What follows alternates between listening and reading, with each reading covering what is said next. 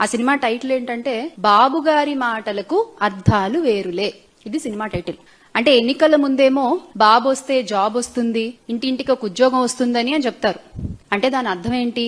ఆయన వచ్చిన తర్వాత మద్యం షాపులు వస్తాయి, ఊరూరా బెల్ట్ షాపులు విస్తరిస్తాయి అని అర్థం అన్నమాట.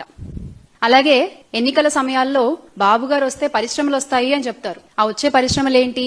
ఈ కల్తీ లిక్కర్ పరిశ్రమలు అన్నమాట, కల్తీ సారా పరిశ్రమలు అని మనం అర్థం చేసుకోవాలి.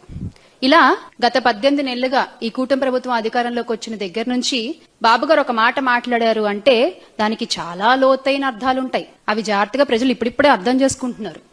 ఇప్పుడిప్పుడే ప్రజలందరికీ కూడా రాష్ట్రంలో అర్థమవుతోంది. జగన్ గారి హయాంలో గ్రామ సచివాలయాలు, ఆర్బీకే సెంటర్లు, విలేజ్ హెల్త్ క్లినిక్లు, ఫ్యామిలీ డాక్టర్లు అంటూ ఊరూరా మంచి చేసుకుంటూ పోతే వాటన్నిటిని నిర్వీర్యం చేస్తూ వీళ్ళు ఊరూరా చేసింది ఏంటయ్యా అంటే మద్యం షాపులు, బెల్ట్ షాపులు, కల్తీ లిక్కర్లు, తద్వారా పోతున్న ప్రజల ప్రాణాలు. ఈ అర్థాలన్నీ కూడా ఇప్పుడిప్పుడే రాష్ట్ర ప్రజలందరికీ కూడా కళ్ళకు కట్టినట్టుగా అర్థమవుతున్నాయి. అంటే ఈ మద్యం మాఫియాతో ఒక అనాగరిక అరాచక పాలన కొనసాగుతోంది ఈ రోజున ఆంధ్ర రాష్ట్రంలో. మీరు ఎనీ టైం మీరు వెళ్ళండి, మీకు మద్యం దొరుకుతుంది. ఒక ఆప్షన్ కూడా కాదు, 100 ఆప్షన్లు ఉంటాయి మీకు. చక్కగా మీరు చూస్ చేసుకోవచ్చు. మీరు ఆ మద్యాన్ని తాగొచ్చు, ఆ కల్తీ మద్యాన్ని.